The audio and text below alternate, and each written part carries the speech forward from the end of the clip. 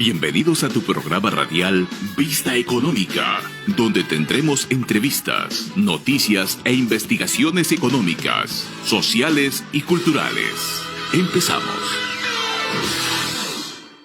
Buenas tardes, mi nombre es Roberto Erazo y les doy la bienvenida a su programa Vista Económica, un espacio donde buscamos transmitir conceptos y noticias económicas. Quiero recordar que este programa se desarrolla gracias al apoyo de la carrera de Economía de la Universidad Nacional de Loja y también gracias al apoyo de la Corporación Juventud Independiente. Estamos siendo retransmitidos por la radio universitaria 98.5 en la ciudad de Loja y por todas nuestras redes sociales a nivel nacional.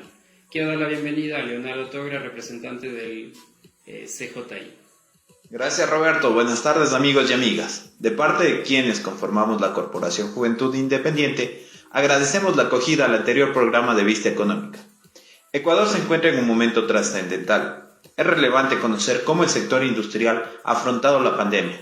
Además, cómo podremos incorporar nuevos mercados para el Ecuador. Para encaminar hacia esto en nuestro espacio Voces Económicas, el día de hoy nos acompañarán el magíster Adrián Alvarado, con quien conversaremos sobre las políticas de comercio exterior de Ecuador, y el PhD Santiago Nájera, quien nos hablará sobre la situación empresarial post-pandemia. Además, contaremos con nuestros segmentos de notas económicas y más allá de la economía. Les invitamos a seguirnos en nuestras redes sociales como Programa Radial Vista Económica y Corporación Juventud Independiente. Comenzamos. A continuación presentamos nuestro segmento Voces Económicas. Un espacio de entrevista a los principales actores sociales de la comunidad universitaria y de la localidad, con quienes abordaremos temas de interés económico y político. Damos la bienvenida entonces al licenciado Adrián Alvarado. Adrián es máster en Política Comercial y Estrategia Internacional en la Universidad de Chile y actualmente se desempeña como docente en la Universidad de Cuenca y en la Universidad de la SUAY. Además, es asesor comercial en la empresa BMI de seguros. Adrián, te doy la bienvenida y quiero arrancar este espacio con la siguiente pregunta. Tenemos una semana crítica en la cual el Ecuador va a decidir su futuro y esto obviamente involucra el tema de políticas comerciales y políticas de exteriores. Pero posteriormente vamos a hacer un análisis sobre esto. Quiero primero que me cuentes qué se ha venido haciendo en los últimos años dentro de este tema y cómo ha afectado en la economía y en el crecimiento del Ecuador. Muy buenas noches, estimado Roberto, Leonardo, muchas gracias a ustedes por la invitación. Agradecido con la Universidad Nacional de Loja y la Corporación Juventud Independiente por la oportunidad. Para mí es muy grato participar en estos espacios coyunturales importantes para poder comunicarnos con la ciudadanía y que nos escuchen, también conversar con las personas, encontrar diferentes puntos de vista para encontrar el desarrollo, ¿no? ¿Qué es lo que buscamos como país?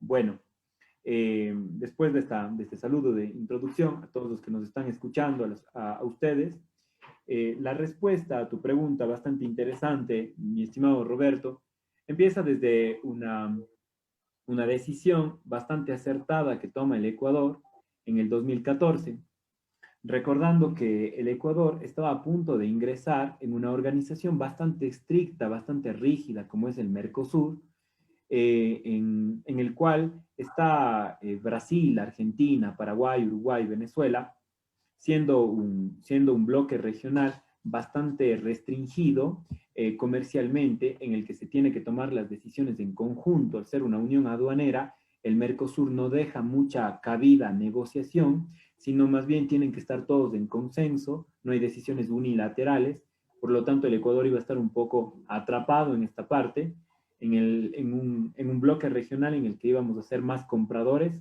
que vendedores. Después de hacer ese análisis y ver que en la región no estaba muy bien sentada esa decisión al entrar al Mercosur, Ecuador toma la decisión de tener una relación comercial más cercana con la Unión Europea. La Unión Europea es el bloque regional, es la región del mundo más importante para las exportaciones no petroleras del Ecuador, ¿sí? Sabiendo que Estados Unidos es el principal mercado de las exportaciones petroleras y la Unión Europea es el principal mercado de las exportaciones no petroleras del Ecuador. Es así que en el 2014, Ecuador, al tener esta facilidad, esta facultad de poder tomar sus decisiones libremente, al no estar dentro del Mercosur, toma esta decisión de tener este acuerdo comercial con la Unión Europea. Eso, mi querido Roberto, nos dio una mayor facilidad, una mayor toma de decisiones, lo cual ha permitido que el 99% de las exportaciones del Ecuador lleguen a la Unión Europea sin arancel, esto desde el 2017. Tuvimos 3 años de negociación, se ratificó y entró en vigor el 1 de enero del 2017, siendo el principal acuerdo comercial que ha ratificado nuestro país. Estimado Adrián, excelente tarde. En el mismo sentido del acuerdo con la Unión Europea, el Ecuador tiene varios acuerdos, convenios multilaterales, como la CAM, por ejemplo. A tu consideración, ¿cuál ha sido el más importante y cuál ha sido el menos beneficioso de estos convenios y estos tratados que ha generado el Ecuador? Gracias Leo, por tu pregunta. Es bastante importante esto, ya que en materia de comercio exterior tenemos que nosotros reconocer algo, mis queridos amigos. El Ecuador ha sido un país muy reacio, ¿sí?, a la apertura comercial desde siempre, no poniendo gobiernos puntuales. Desde siempre el Ecuador ha sido un país muy proteccionista, ¿sí? Esto, ¿con quién lo podemos comparar? Con los vecinos más próximos, Colombia, Perú y Chile, ¿sí? Solo basta con saber que Chile tiene más de 23 acuerdos comerciales con más de 60 países, e igualmente Colombia y Perú están siguiendo el paso con acuerdos comerciales con Estados Unidos, Unión Europea, India, Japón, Corea, etc. Y nuestro país se ha caracterizado por ratificar acuerdos comerciales en su mayoría con países de la región. El Ecuador ha sido muy firme en esa convicción de siempre primero ver por la región. Los acuerdos comerciales de Ecuador están en su mayoría incluidos la CAN, la Comunidad Andina de Naciones, con Perú, Colombia y Bolivia. Tiene un acuerdo comercial con el Mercosur, con México, con Chile, países de Centroamérica, estamos con Nicaragua, en el Caribe tenemos con Cuba, pero el primer acuerdo comercial internacional más fuerte y más importante es el que justamente el que les acabé de contar, de la Unión Europea.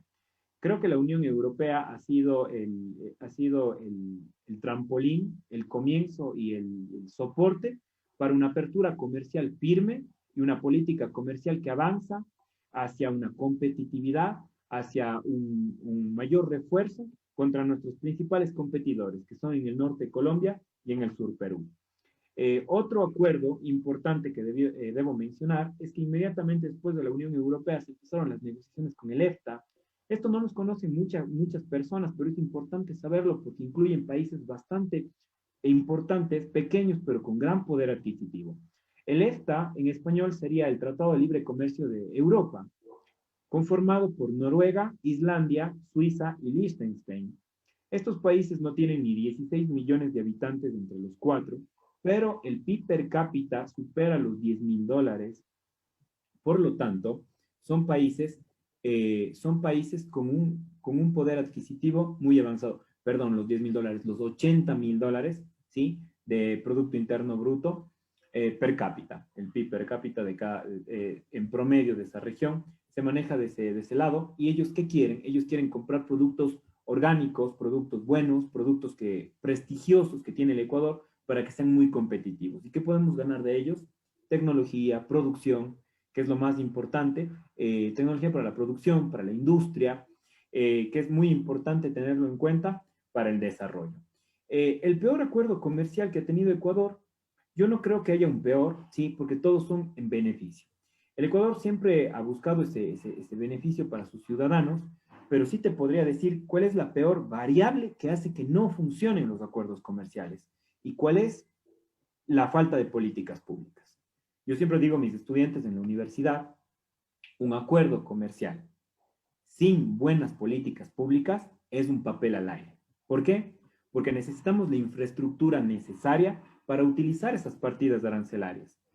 ¿De qué sirve decir que nosotros tenemos libre acceso a la Unión Europea si no hay quien exporte y no hay producción para que llegue al mercado exportador?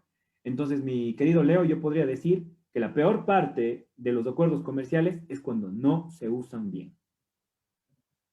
Adrián, mencionaba que esta era una semana crítica y que decidíamos el futuro del Ecuador en estas siguientes elecciones. En base a esto, ¿qué nos espera para el próximo periodo presidencial, ya sea que gane Arauz o que gane Lasso? ¿Cuál de estas posturas puede convenir y cómo afectaría ya sea que gane un candidato o el otro candidato? Una excelente pregunta, considerando la coyuntura que estamos viviendo actualmente. Nuestro país siempre ha vivido ese cambio rígido cada elección, en donde la política de Estado está severamente ligada a la política comercial. Entonces, Latinoamérica, no solo el Ecuador, ha sido víctima de esto. La ideología maneja la política comercial. Si la ideología del gobierno es proteccionista, tienden a cerrarse más hacia la región, a un comercio intrarregional, a proteger la industria nacional y a ser un poco reacios hacia los acuerdos comerciales, sobre todo con bloques regionales o con países que vean un poco de amenaza o que no compartan con la ideología que tiene el gobierno. En cambio, el aperturismo también se lo ha visto en Latinoamérica, en donde el libre comercio, ¿sí?, es el principal motor, digamos, en los acuerdos comerciales, el principal motor de esta ideología, pero yo les podría decir que los dos son muy perjudiciales si no se tiene bien una estrategia a largo plazo. Ni el proteccionismo extremo, ni el aperturismo sin sentido ayudan al país. Porque como les digo, ¿de qué nos sirve tanto acuerdo comercial si no hay políticas públicas que nos ayuden a aprovechar el beneficio de la entrada a los mercados internacionales sin aranceles? E igualmente, ¿cómo llegan nuestras exportaciones a otros mercados internacionales si no ratificamos acuerdos comerciales? ¿Cómo atraemos inversión extranjera si no tenemos esa apertura y ese acercamiento comercial necesario para vernos como países confiables para receptar la inversión? Entonces, lo que se podría ver ahora para las nuevas elecciones, claramente tenemos dos caminos, el proteccionismo y el aperturismo. Que va a llegar uno de los dos al gobierno está más que claro, está más que dicho esto. ¿Cuál de ellos va a ser? Tenemos que esperar al domingo.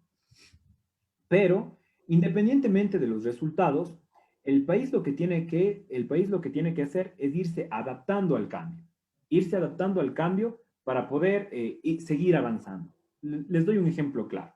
El Ecuador ya ha avanzado en apertura comercial, ¿sí? Y esto no es solo desde el último gobierno, sino ya desde el anterior. Más o menos ya hablamos de una apertura, más o menos hace unos 8 años, en que se está hablando ya de una apertura comercial. Con la Unión Europea y con el EFTA, recordemos que el Ecuador está negociando su entrada a la Alianza del Pacífico. La Alianza del Pacífico, para nuestros queridos amigos que nos están escuchando en este momento, es un bloque regional conformado por México, Colombia, Perú y Chile, lo cual es una zona de libre comercio que, además de intercambiar entre los miembros, quiere llegar al sudeste asiático. El Asia es el principal mercado objetivo de la Alianza del Pacífico. Ecuador está a punto de entrar a este bloque. ¿Qué tuvo que hacer Ecuador para ingresar a la Alianza del Pacífico? Tuvo que pasar un periodo de prueba, un periodo de aprobación, un periodo de entrada, en el que tuvo que tener un tratado de libre comercio con cada uno de sus miembros. Ecuador ya tiene, con Colombia y con Perú, terminó de negociar con Chile y México, y ya estamos listos con los acuerdos comerciales entre los miembros. Solo nos faltaría afinar unos pequeños detalles comerciales. La Alianza del Pacífico también pide un acercamiento con Estados Unidos, y todo eso, ¿para qué? Para que aumente el flujo de las exportaciones hacia el Asia y receptar la inversión extranjera. Ahora yo digo, todo ese trabajo, ¿sí?, que se ha venido haciendo entre estos años, y se llega a interrumpir y se dice que el Ecuador ya no va a la Alianza del Pacífico, es ir un paso adelante y dos atrás. ¿Por qué? Independientemente de las ideologías, yo estoy consciente, y yo soy un ecuatoriano muy optimista, el Ecuador está listo para competir. Si nosotros seguimos teniendo miedo a la competencia, miedo a la competitividad, nos vamos a quedar atrás y vamos a ser invisibles a la comunidad internacional. ¿Por qué?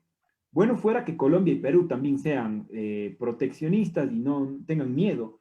Perú y Colombia se lanzan a los mercados internacionales, y la inversión extranjera que atraen y el flujo de exportaciones que han adquirido es mayor que el nuestro. Solo veamos Perú. Perú ahora es líder en exportación agroindustrial de productos que antes no lo era.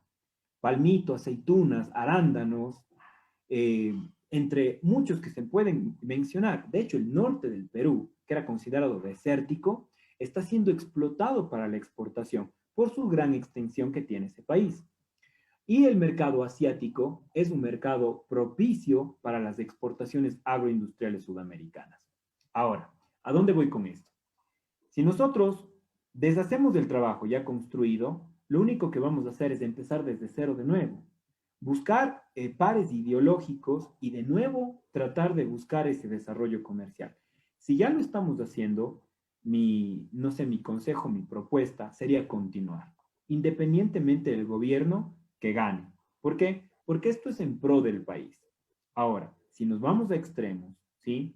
Y buscamos mercados internacionales sin sentido, ahí es donde pierde el norte esta política comercial aperturista. El Ecuador no solo está negociando con la Alianza del Pacífico, está negociando con Honduras, con El Salvador, con India, con Corea del Sur y con Japón. Mercados muy desarrollados, los del Asia, y mercados parecidos al nuestro, los de Centroamérica. ¿Por qué? Los del Asia principalmente van a comprarnos los recursos naturales, materias primas y las manufacturas con bajo valor agregado que tenemos, como las artesanías, la cerámica, la joyería, el chocolate, etc.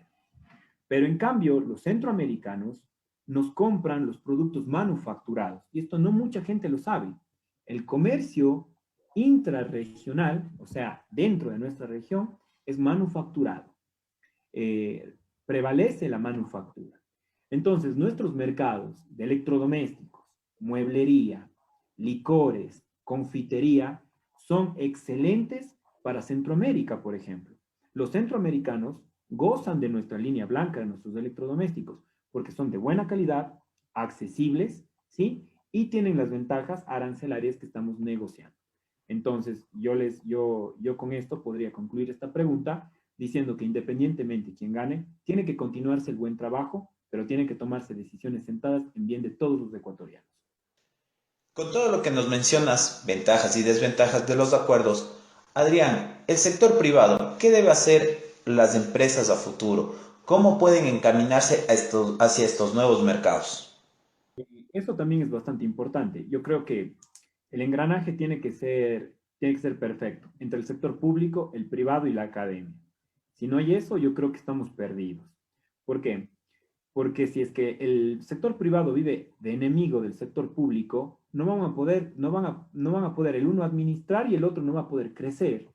Entonces, lo que se tiene que hacer es llegar a un punto medio, un punto en el que se pueda dialogar y en el punto en el que diga, a ver, ustedes dennos las herramientas, nosotros damos el trabajo, acá viene el capital humano de gran nivel y entre todos sacamos una nueva propuesta. Muchos países, ¿sí? Dependiendo su política comercial, han podido prevalecer y han podido surgir con buenas políticas públicas. Por ejemplo, Leo, es buena tu pregunta. Si viene un gobierno en el que ya no quiere más acuerdos comerciales, ok, 4 años no vamos a tener más acuerdos comerciales. ¿Qué les toca a los empresarios? Aprovechar los que ya tenemos, ¿sí? Que es bastante. La Unión Europea y el EFTA representan el 80% de las exportaciones no petroleras del Ecuador. O sea, con ellos estamos dirigidos hacia nuestro mercado meta. Lo que sería con el resto es tratar de abrirnos mercado, que va a ser un poco difícil sin estos acuerdos comerciales, sin acceso a los mercados internacionales, pero ya se lo puede hacer. Entonces, decir que vamos a la nada tampoco es cierto, porque ya están ratificados, ya están hechos. Ahora lo que hay que hacer es pedirle al gobierno las herramientas para llegar. ¿Con qué? Rondas de negociación, macro ruedas, estos acompañamientos del Estado, ferias internacionales, para hacernos conocer e ir a ver mercados que puedan ser beneficiosos para nuestros empresarios. Otra cosa es la academia. Yo creo que es súper importante que la academia sea protagonista de todo esto. ¿Cómo? Vinculando, por ejemplo, las producciones científicas. Hablaba justamente antes de la entrevista con Roberto, él es mi colega, también es docente universitario, y hablábamos de que muchas veces la producción científica que se crea en las universidades, se imprime o se publica en una revista, muy pocas personas la leen y ya fue olvidado el paper. Cuando los países desarrollados crearon esto, ¿para qué? Para que el paper sea el motor que impulse a la industria y la industria diga, yo voy a invertir en esta invención, voy a invertir en esta propuesta y vamos a poder aplicar. Con eso, Estados Unidos, Europa, Asia han crecido. Yo les pongo un ejemplo clarísimo que está dentro de nuestra rama del comercio exterior, la vacuna. ¿La vacuna cómo salió? Todo el mundo esperábamos de quién cree la vacuna, que creen Estados Unidos, Japón, Alemania, China y países desarrollados. La crearon, ya la tenemos. Pero ¿cómo fue creada? Ellos primero publicaron en un paper, fue una publicación científica aprobada, comprobada, y una vez que fue publicada, pudieron crear la vacuna. Lo mismo y ese mismo sentido debe tomar Latinoamérica y sobre todo el Ecuador. Utilizar los papers, las investigaciones de los muchachos, de los investigadores, de los profesores y aplicarlos a la industria. Imagínate, el otro día yo veía en un reportaje el problema que tienen los cacauteros y los productores de cacao de nuestro país. Al decir que tienen un alto nivel de cadmio en su producción. El cadmio es un mineral bastante corrosivo, digamos, en grandes cantidades y puede ser muy dañino para la salud. Los europeos ponen medidas sanitarias y fitosanitarias a la importación de ciertos productos, ¿sí? Y dentro de esto, el cacao le ponían un nivel mínimo de cadmio. Los cacauteros dicen, ¿cómo bajamos el cadmio si así está saliendo? Así es la tierra. Pero esa no puede ser la respuesta. Toca investigar para ver cómo bajamos el nivel de cadmio del cacao. Entonces, ¿aquí qué tiene que ser?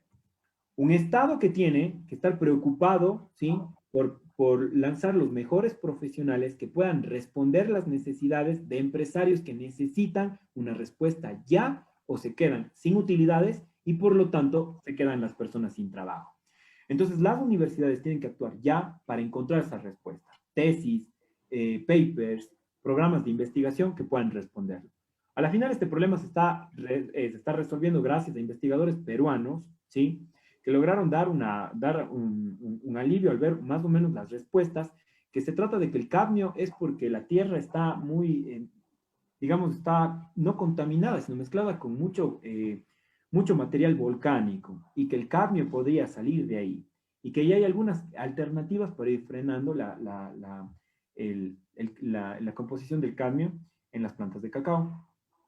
Con eso, pues, es una muestra básica de cómo la academia funciona en la producción, cómo funciona en el sector privado y cómo el sector público tiene que ser el que garantice estas herramientas. Entonces, prácticamente, eso es lo que yo podría resaltar en esta parte. Adrián, te quiero agradecer muchísimo por esta entrevista. Como tú sabes, este es un programa que surge desde la parte académica y quisiera saber si le puedes enviar un mensaje a toda la comunidad universitaria y a todas las personas que nos están siguiendo dentro de los diferentes canales de comunicación.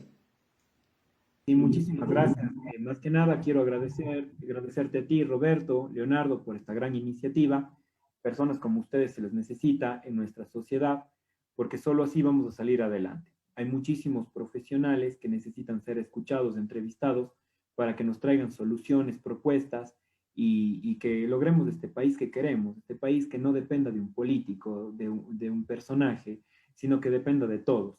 Yo creo que entre todos podemos transformar el país. Como mi mensaje final, bueno, y agradeciendo a la Universidad Nacional de Loja y a la Corporación Juventud Independiente por la invitación, quiero terminar mi intervención mencionándoles sobre no tenemos que tener miedo a la política exterior y a la política comercial. De hecho, la política comercial es el presente y el futuro de la economía de nuestro país. Así que tenemos que aprovecharla, pero tenemos que buscar esas herramientas. Tenemos que ser sujetos activos que demanden por estas herramientas. Para que tengamos una buena política comercial, necesitamos buena infraestructura, excelentes aeropuertos, puertos, vialidad, iluminación, internet, educación, capital humano, para que entre todos salgan esos productos de primer nivel, podamos exportarlos y lleguen como productos ejemplares dentro de Latinoamérica. Entonces, porque el Ecuador lo está haciendo. y los productos internacionales, nuestros productos que van a mercados internacionales, son caracterizados por ser de gran nivel. Así que nosotros tenemos que estar orgullosos de ser ecuatorianos y seguir trabajando porque mejoren esas exportaciones, porque existan mayores exportadores y ayudar a estos exportadores para que crezcan y lleguen a su mercado meta y a su mercado soñado. Si no lo encontramos aquí, si nuestro negocio está mal, es porque estamos buscando mal. Tal vez no es el mercado nacional, es el mercado internacional. No le tengan miedo al mercado internacional porque es un mercado bonito, es un mercado en el que si crecemos no dejamos de crecer y podemos llegar muy lejos. Con esto mi agradecimiento más profundo y felicitaciones una vez más. Muchísimas gracias y hasta una próxima oportunidad. Como reflexión a todos los que nos ven y nos escuchan, empresarios, ciudadanos, estudiantes, aprovechar todos los acuerdos existentes y lanzarnos a conquistar nuevos mercados desde el mensaje de Adrián. Te agradezco, Adrián, una vez más por darnos esta información y con esto concluimos la primera entrevista y pasamos al segmento Notas Económicas, posterior con la entrevista a Santiago Nájera. A continuación presentamos el segmento Notas Económicas, donde se abordará las últimas noticias económicas a nivel local, nacional e internacional. El COE Nacional emitió disposiciones en 8 provincias con estado de excepción. El Gobierno Nacional decretó un nuevo estado de excepción que rigió el pasado viernes 2 de abril del 2021 en 8 provincias del Ecuador: Azuay, Guayas, El Oro, Esmeraldas, Manabí, Pichincha, Loja y Santo Domingo. Este se extenderá durante 30 días a fin de frenar la propagación del COVID-19. Las estadísticas nos muestran que en Ecuador se está atravesando por el momento más duro desde el inicio de la pandemia, cuya cifra de contagios con prueba PCR sobrepasa los 320.000 casos, mientras que la cifra de fallecidos sobrepasa los 16.000.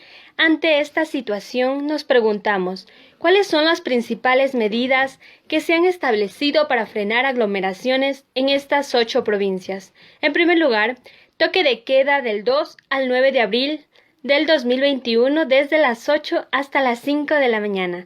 Suspensión total de la jornada laboral presencial en el sector público de las provincias en mención del 2 al 9 de abril. Prohibición de realizar eventos de influencia y congregación masiva en las 8 provincias. Y finalmente, la restricción de la circulación vehicular para carros particulares desde el 2 de abril hasta el viernes 9 de abril, de acuerdo con placas pares e impares. En definitiva, ninguna de estas restricciones interfiere en el proceso electoral de este domingo 11 de abril, por lo que se llama a la población en general a respetar estas disposiciones para frenar la propagación de contagios.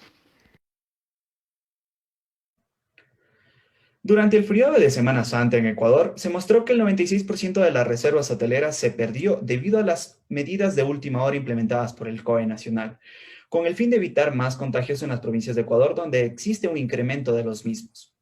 El presidente de la Federación de Cámaras de Turismo del Ecuador, Holbach Muñetón, explica que este sector ha alcanzado saldos en rojo solo durante este feriado de Semana Santa del 2021, pues las reservas hoteleras llegan a caer al 96% en los principales destinos como Manta, Guayaquil o Santa Elena. Además, expresó que un hotel que tenía más de 50 habitaciones reservadas solo tuvo 3 ocupadas. Además, ya se sabía que en los feriados aumentan el riesgo de contagios, pero nunca se han hecho planes de anticipación, sino que se siguen dando disposiciones 2 días antes. Para el sector turístico, en nuestro país normalmente un feriado generaba entre 60 y 70 millones de dólares y se movilizaban cerca de 1.2 millones de personas. Actualmente el balance preliminar indica que como máximo logra alcanzar el 10% de estos montos. Muñetón reclama el ofrecimiento de las 1,8 millones de dosis de vacunas hasta abril, pero que sin embargo no han llegado. La situación es incierta, pues añade que no depende del sector la toma de decisiones como la anulación del IVA o la generación de créditos a tasas bajas. Lo mismo opina Alberto Morillo, dueño de un hotel a las afueras de Quito, quien acota que se mencionan o se anuncian nuevas restricciones, pero no hay un plan de ayuda económica para evitar más quiebras y pérdidas. Hasta el momento, desde el inicio de la pandemia, se ha acumulado una pérdida que supera los 2.300 millones de dólares. Además, se han perdido 70.000 empleos formales y han cerrado alrededor de 3.000 micro, pequeños, medianos y grandes negocios en todo el país. El presidente de la Federación de Cámaras de Turismo concluye que el mercado que actualmente más interesa es este sector, es el de los millones de norteamericanos ya vacunados y se preocupan de no ponerlo ganar por la falta de planes de vacunación en el Ecuador. Un 80% de los habitantes venezolanos viven en pobreza extrema. Venezuela es una nación polarizada políticamente desde hace casi 20 años, tanto en el ámbito político, económico como social, donde es cada vez más visible la disparidad socioeconómica que, según datos de la encuesta de condiciones de vida por sus siglas ENCOVI, el 80% de la población venezolana se encuentra en pobreza extrema. El otro 20% es conocida por algunos analistas económicos y políticos como un sector élite, el cual se volvió más rico al pasar de los últimos años. En grandes ciudades del país caribeño, la crisis se percibe inexistente, ya que este porcentaje de la población continúa con la compra de productos importados, vehículos último modelo, a pesar de ser una industria que ha sido paralizada desde hace unos años. Es notoria la diferencia entre estos dos grupos sociales, ya que a pesar de la crisis de servicios básicos, los grupos privilegiados lo pueden combatir con plantas eléctricas, camiones repartidores de agua y un servicio de Internet distinto al que ofrece el Estado. En base al estudio realizado en febrero del presente año por la firma consultora ANOVA Policy Research, el ingreso promedio real de la clase media ha caído más del 70% desde 2010, independientemente de la definición o concepto que se emplee. Adicional, menciona que hoy en día aproximadamente 9 de cada 10 familias consideradas clase media al principio de la década hoy ya no lo es. Esto lo realizó en base a un estudio del Banco Mundial de 2011, en el cual se considera al sector de clase media aquellas personas que reciben ingresos de $10 per cápita por día y el superior de $50, ajustado por la paridad del poder adquisitivo. Esto debe permitirle protegerse en eventos fortuitos y con ciertos grados de estabilidad económica.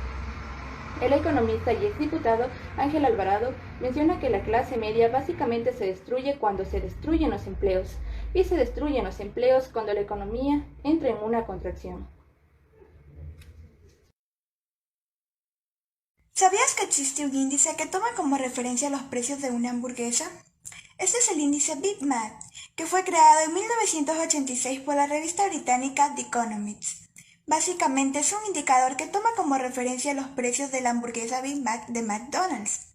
El índice no solo refleja el poder adquisitivo de una economía, sino también nos puede indicar si su moneda está sobrevalorada o infravalorada con respecto al dólar estadounidense.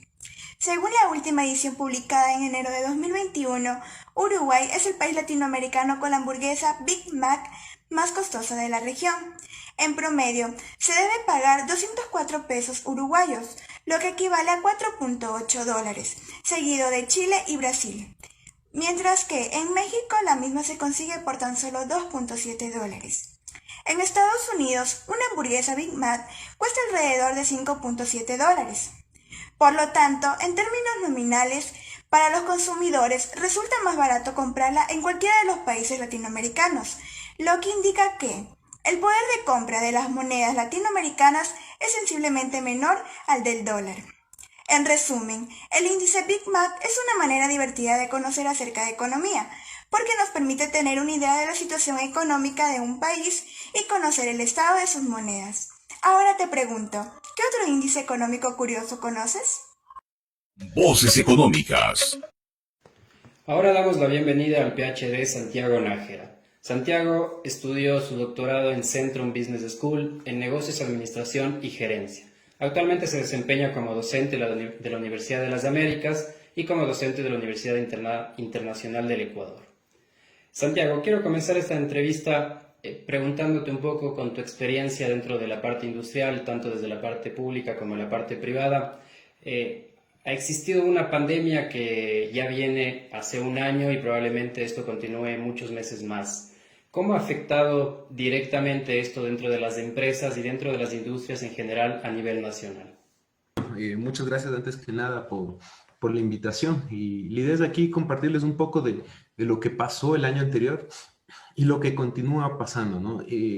La pandemia fue un momento de quiebre para el mundo industrial y sobre todo para la cadena de suministro, que es donde yo me desempeño principalmente, porque el mundo de la cadena de suministro es un mundo de eficiencia, un mundo donde tratamos de hacer siempre las cosas mejor cada vez, ser más óptimos, mucho tema de números, para ser más rentables y dar un mejor servicio al cliente y a la ciudadanía. Y de pronto nos enfrentamos a un mundo donde se contrae de un momento al otro la demanda, se dispara la demanda en otros casos. Ustedes vieron temas como mascarillas, de la noche a la mañana desaparecieron, alcohol gel desapareció, casos como el papel higiénico, que era hasta chistoso a nivel mundial, desaparecía, mientras que otros productos se contrajo la demanda.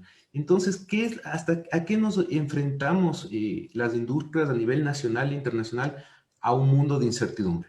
La cadena de suministro busca manejar el mundo de la incertidumbre, pero nunca habíamos tenido una incertidumbre a ese nivel. Empresas que se desplomaban su demanda en 50% en menos de una semana, o saltaba su demanda en 200, 300% durante una semana, hizo que la cantidad de presión que se ponga sobre estas áreas de producción, de logística, aumente. Y esto conlleva obviamente errores dentro de las industrias y dentro de las empresas. Y si las cosas no se estaban ya manejando bien en algunos casos, que era muy claro en algunas empresas, esto lo único que hizo es revelar que lo que no se estaba haciendo bien. Saltó a la luz muchos errores en muchas empresas, lo que les conllevó a pérdidas significativas. Incluso empresas que vendían más tenían pérdidas, porque tenían que pagar horas extras, no sabían cómo manejar el inventario, etcétera, etcétera. Entonces nos llevó a un mundo de altísima incertidumbre. ¿Qué es lo que vivimos ahora? Seguimos en esa incertidumbre y uno dice, pasó el COVID y este año debería ser más fácil porque ya te acostumbraste. Para nada, más bien la incertidumbre ha aumentado más porque tenemos todavía este tema de salud, este tema latente, pero tenemos un efecto que no habíamos estado acostumbrados a manejar en las industrias, y es un comportamiento del consumidor. Los consumidores no tienen la misma capacidad económica, se han visto restringidos en su capacidad económica. Entonces ustedes ven una contracción de demanda en ciertas líneas de productos en las empresas y se dispara la demanda en otros productos, generalmente en las líneas económicas. Y esto genera una incertidumbre dentro del sector industrial, porque dicen, ok, necesito facturar en todos los niveles porque necesito flujo de caja para vivir, pero de pronto se te contrae la demanda en las líneas que te dan alta rentabilidad y aumenta una demanda muy fuerte en esas líneas que no te dan rentabilidad, pero te dan volumen. Entonces, estamos viviendo en ese mundo de incertidumbre. Es difícil para muchas empresas. Las empresas grandes han logrado aguantar, tienen músculo financiero, tienen más conocimiento, pero las pequeñas realmente se han hecho pedazos, ¿no? Y es un tema que esperamos que continúe durante al menos todo este año, ¿no? Esa es la realidad que estamos viendo. Hola Santiago, buenas tardes. Como bien nos has mencionado, todo el sector empresarial se ha visto golpeado durante la pandemia. Sin embargo, en el Ecuador han crecido los emprendimientos, siendo uno de los países con el mayor número de emprendimientos. Por otro lado, las cifras demuestran que estos emprendimientos fracasan antes de los 5 años. A tu parecer y en tu ámbito, ¿qué recomendarías a estos empresarios, a estos ciudadanos que están arrancando? ¿Cómo mejorar en su cadena logística? Aquí hay un tema importante, que el emprendimiento, la mayor parte de emprendimientos que se ha dado durante estos últimos años, es un emprendimiento de necesidad, que es distinto a ese corazón emprendedor. Hay gente que innatamente es un emprendedor, le gusta lanzarse, estar ahí, pero hay otra gente que le ha tocado entrar a este emprendimiento ya por una necesidad económica, una necesidad de tener un sustento.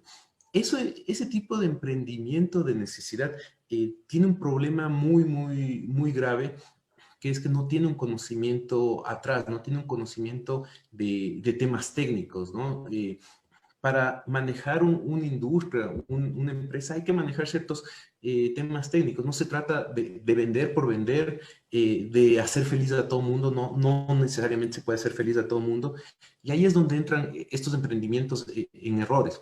Ejemplo, yo tengo una capacidad para producir 10 unidades y asoma el cliente número 11. Y por cumplir con ese cliente número 11 me desespero y comienzo a perder dinero. Ejemplo, emprendimientos pequeños que se está dando hoy mucho en los barrios, muy locales. Vende a alguien pasteles, ¿ok? Y tiene un margen de $1 por pastel. Y asoma a alguien que le contactaron y dice, mira, yo también quiero comprarte un pastel, pero estoy en el otro lado de la ciudad. No importa, yo te vendo. Y se mandan el mega viaje para entregarle y se comen todo ese margen y todo el tiempo que tuvieron para hacer eso. Y el rato que hacen eso, se comen además la oportunidad de servir bien a los que están. Entonces, un tema preocupante dentro del emprendimiento que hemos visto últimamente es que es un emprendimiento que no está bien direccionado, hay mucho desconocimiento. Yo siempre me manejo en el tema de que para hacer las cosas bien hay que educarse, ¿no? Hay que educarse, no formalmente, coger un libro, entrar al internet, ver, entender cómo funciona. Entonces, es lo que está pasando con nuestro emprendimiento. Está sumando mucho emprendimiento, pero rápidamente uno ve que a la semana, al mes, ya esa persona ya no oferta el producto. Y es porque le fue mal, ¿no? Eso es lo que se está viendo mucho últimamente. Santiago, tú mencionabas que existe una incertidumbre económica y que probablemente esto va a durar unos meses, pero aparte de todo este tema de pandemia y situaciones externas que obviamente han complicado a la parte empresarial, ¿cómo la industria, cómo las empresas deberían innovarse y hacia dónde debería apuntar el sector productivo a nivel nacional? Aquí yo creo que Ecuador está en una posición única, en un gran momento para las empresas y sobre todo para las empresas que quieren tomar esta oportunidad de aprender. ¿En qué sentido? El mundo está cambiando, últimamente está acelerándose mucho por el tema tecnológico y las empresas siempre hemos pensado en eficiencia, o sea, todo el sector empresarial es de eficiencia y de rentabilidad. Pero la tecnología está llevando hacia otro mundo que es la eficiencia, perdón, que, no es, que es la flexibilidad. Tengo que ser flexible con mi cliente. Si mi cliente quiere el producto un poco más grande, tengo que ver cómo servirle eso. Si es que quiere el producto de otro color, tengo que ver cómo lograrlo tarde o temprano, porque hay muchos actores que están compitiendo y cada vez más y más y más. El vivir esta incertidumbre nos obliga a repensarnos como empresa, a buscar ese punto de flexibilidad. Oye, sí ha habido cómo hacer esto. Sí, sí podemos intentar esto. Entonces, yo he visto muchas empresas que de pronto se dan cuenta, oigan, hemos trabajado 5, 10, 20 años así y sí ha habido cómo hacerlo de otra forma, ¿no? Entonces, una es replantearse con el foco al tema del cliente, sobre todo. Lamentablemente, por idiosincrasia nuestra, nosotros no somos muy enfocados al cliente. Lamentablemente, es una realidad del país. Entonces, ya lo estamos viendo eso. Y la segunda, tratar de a las empresas hacerles más técnicas, ¿no? En el sentido de, antes, por ejemplo, la persona que manejaba la bodega era, alguien salía del colegio, un bachiller, toma una hoja, un cuaderno, te lanzas a manejar la bodega. Pero en la bodega hay un montón de dinero, está el inventario que me permite manejar la empresa. No, y lo manejan mucho de historia, lo manejan mucho por conocimiento, por feeling. Entonces es una oportunidad para capacitarse, para mejorar el conocimiento de nuestra mano de obra, para hacer mejor las cosas. Yo el año anterior tuve la oportunidad con un alumno de hacer una tesis en una empresa bastante grande de acá de Quito, y ellos recién habían invertido algunos millones de dólares en un ERP, en un software, y la situación les iba peor que antes. Y eso que estamos hablando de que invirtieron en el non plus ultra de tecnología del sector. ¿Y por qué les va mal? No era el problema del software, era que lamentablemente las personas que utilizaban no les habían dotado de los conocimientos, no del software, sino de cómo se maneja una cadena de suministro, cómo se maneja un área industrial. Entonces, yo creo que las empresas deben pensar en capacitar a la gente, y la capacitación no tiene que ser cara, ¿no?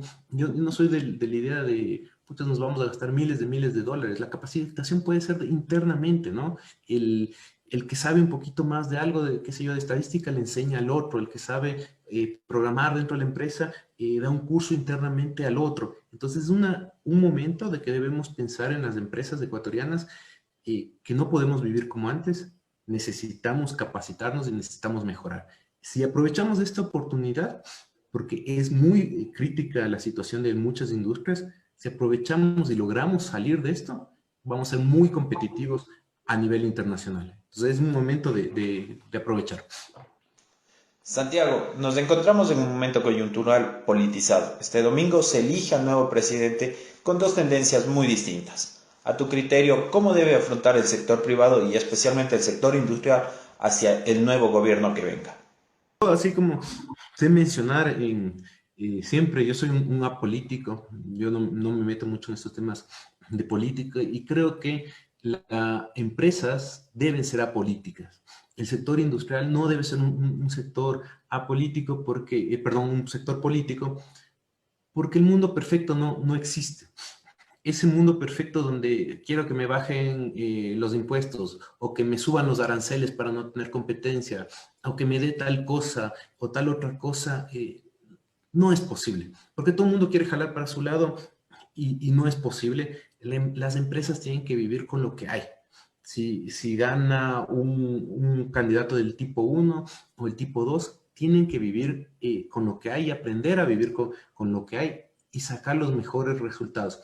Y más bien aquí, como teniendo en cuenta esta coyuntura, yo creo que es un momento de, independientemente quién gane, en este caso, no podemos ponernos en ningún extremo, es un momento de meter el hombro a quien sea, que llegue a meter el hombro para que le vaya bien, porque si le va al que gane, le va bien al país y le va bien a la industria, le va bien al consumidor y entramos en este círculo virtuoso. Entonces, yo más bien desde este punto actual, porque a este rato hay mucha pelea, mucha pugna, mucho encuentro, yo siempre recomiendo, es el momento de ver, independientemente qué línea sea, cómo aportamos como trabajadores, como personas y como industrias para que esto funcione mejor. Y eso es viendo en dónde ponemos nuestro granito de arena. A veces podemos poner más, a veces menos.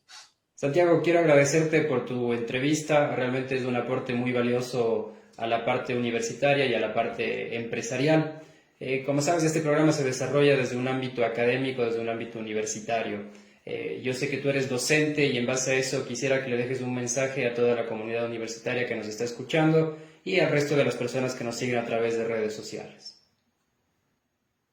Aquí el mensaje es seguir aprendiendo y nunca terminar de aprender. Yo soy un apasionado por la educación, soy un soñador en el sentido que creo que la educación es la solución a los problemas de los países, una educación de calidad, educación que depende tanto del docente como del estudiante de querer aprender y sabiendo que su espacio es un espacio enfocado hacia los estudiantes, decirles que sigan aprendiendo. Yo soy ahora docente, pero pese a que soy docente todavía sigo siendo alumno. Yo terminé la universidad ya hace más de 20 años y desde esos 20 años de atrás hasta ahora nunca he dejado de estudiar. No hay un año que no esté estudiando algo, ¿no? No es que no esté en un curso, que esté en un diplomado, en una especialidad. Sigo estudiando y moriré estudiando porque es la única forma de aportar a la sociedad, ¿no? Entonces yo les invito a tomar este sueño, el sueño de que la educación y el conocimiento es lo que hará a las sociedades mejores. Muchísimas gracias, Santiago. Nos quedamos con tu reflexión y hay que seguir estudiando y preparándonos para encontrar una mejora en nuestros propósitos y poder afrontar las crisis. Con esto terminamos nuestros segmentos Voces Económicas para darnos paso a nuestro segmento Más allá de la economía. Presentamos el segmento Más allá de la economía, donde trataremos las últimas tendencias en deportes, cultura, arte, educación, entretenimiento, salud y política.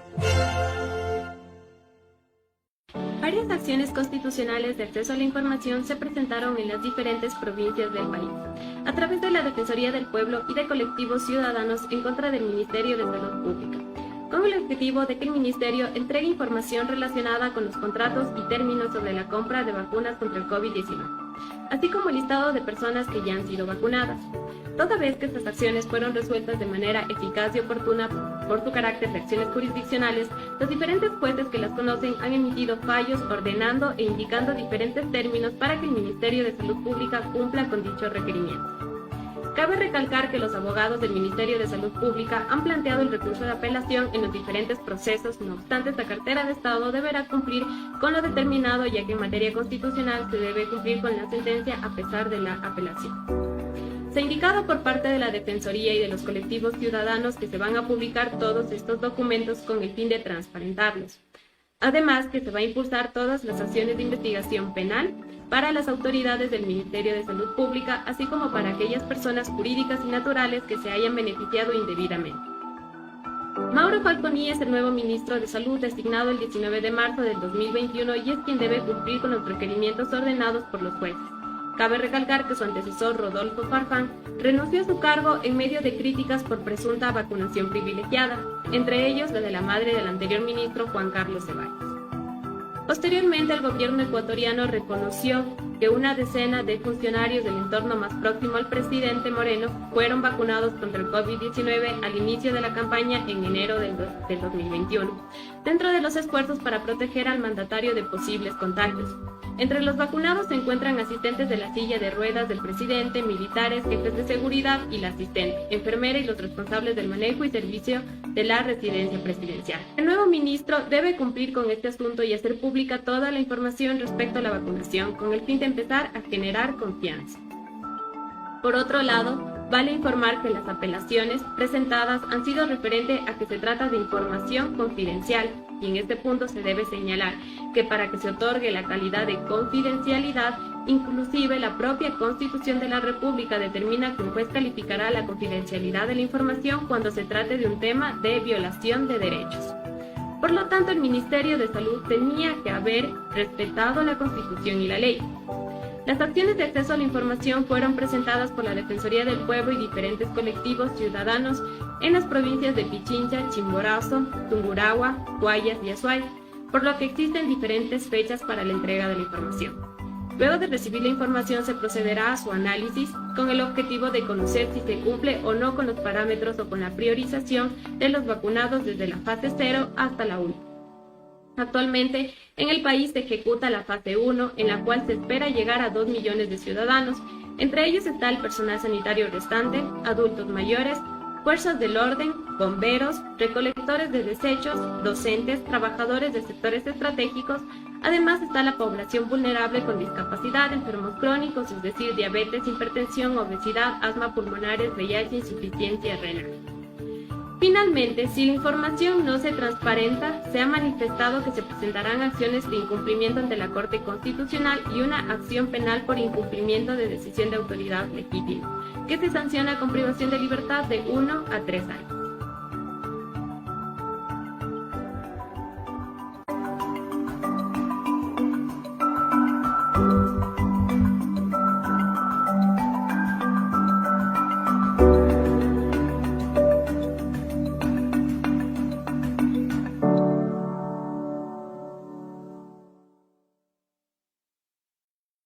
Más allá de la economía. Conservación ambiental versus crecimiento económico. El tema viene despertando el interés y la preocupación de muchos desde hace ya varias décadas, puesto que se reconoce que el planeta Tierra dispone de recursos naturales limitados. Sin embargo, se vuelve un completo desafío encontrar armonía entre la conservación ambiental y el crecimiento económico. Y te hablo de un desafío no solamente en términos técnicos o científicos, sino también políticos e ideológicos. ¿En serio la naturaleza se vuelve política y tiene ideología? No necesariamente la naturaleza por sí sola, pero sí existen quienes pueden o desean representarla. Te explico por qué. Cuando el tema es conservar la naturaleza, al sistema económico le corresponde resolver cómo los recursos naturales deben ser valorados incluso por no ser utilizados, es decir, encontrar su valor de no uso. O sea que puedo llegar a pagar por algo que no he usado. La idea realmente es conservar los bienes y recursos de la naturaleza que te permiten, por ejemplo, respirar, y nadie te está cobrando por eso. Inicialmente el crecimiento económico no veía límites, no conocía fronteras, y es por ello que introducir el tema de la conservación de los recursos naturales en el debate económico resultó un esfuerzo bastante innovador. El mensaje era muy claro: no podía invocarse un crecimiento económico continuo con unos recursos naturales finitos. Tarde o temprano terminaría el crecimiento económico chocándose contra los límites de la naturaleza. Entonces, ¿cuál sería el punto medio que nos permite equilibrar ambas partes en lugar de contraponerlas? Como respuesta a ello aparece la definición y prácticas de desarrollo sostenible. En este sentido, y por su parte, la naturaleza, que siempre se mantuvo por fuera de esta temática, repentinamente toma un papel central dentro de esta discusión, como protagonista de telenovela o de las series de Netflix que tú ves, bajo la premisa de no destruir los recursos en los cuales se basa nuestro progreso, considerando que las decisiones económicas solo serían éticamente justas desde el punto de vista de la conservación ambiental para las futuras generaciones. O sea, para tus hijos, para los hijos de tus hijos, para los hijos de los hijos de tus hijos, y así sucesivamente. No estamos hablando de un estado intocable de la naturaleza y sus recursos, sino más bien desde una perspectiva a largo plazo en el manejo ambiental.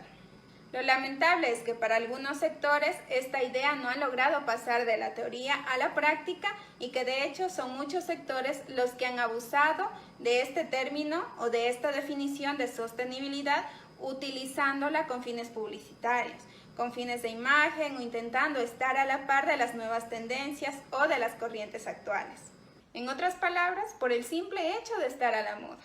A pesar de ello, son muchos los organismos públicos o privados, nacionales o internacionales, que hacen esfuerzo por avanzar dentro de este nuevo estilo de desarrollo y que tienen cierto nivel de incidencia en la concientización de las personas e inciden en la formulación de políticas públicas. El punto clave está en reconocer que la defensa ambiental es una responsabilidad de todos y que el crecimiento económico no deja de ser una necesidad de todos también. Y claro, no podemos ser en extremo ecologistas si necesitamos alimentarnos, vestirnos o trabajar, y no podemos tener un criterio netamente económico si para que este sistema surja necesitamos de la parte ambiental. Es así que como sociedad debemos dirigirnos hacia ese cambio de conciencia y de conductas que nos garantice la permanencia de los recursos naturales y la satisfacción de nuestras necesidades básicas. Pero para allá, que no nos queremos quedar hundidos en basura, sin comida, sin agua, sin aire, ¿verdad que no? Un desarrollo sostenible, por lo tanto, implica que nos adaptemos a un nuevo modelo que sea socialmente justo y ecológicamente equilibrado. Más allá de la economía. Cada programa se vuelve especial. El día de hoy, nuestros dos invitados nos dejan algunas reflexiones. Entre esas está la de Adrián, que nos invita a lanzarnos a nuevos mercados, a buscar cómo hacer llegar nuestros productos más allá. Y por otro lado, la de Santiago, a seguir educándonos y preparándonos para constantemente afrontar las crisis que se puedan ir presentando. Agradecemos su sintonía, y a todos los miembros de la Corporación Juventud Independiente y a la Universidad Nacional de Loja. De mi parte, muchísimas gracias. Roberto, te doy paso para despedirte. Muchas gracias, agradecer a todas las personas que nos siguen por los diferentes medios y recordarles seguir nuestro próximo programa el jueves a las 3 de la tarde. También recordarles seguirnos por nuestras redes sociales, en Facebook, programa radial Vista Económica, y CJI Ecuador para la Corporación Juventud Independiente. Muy buenas tardes.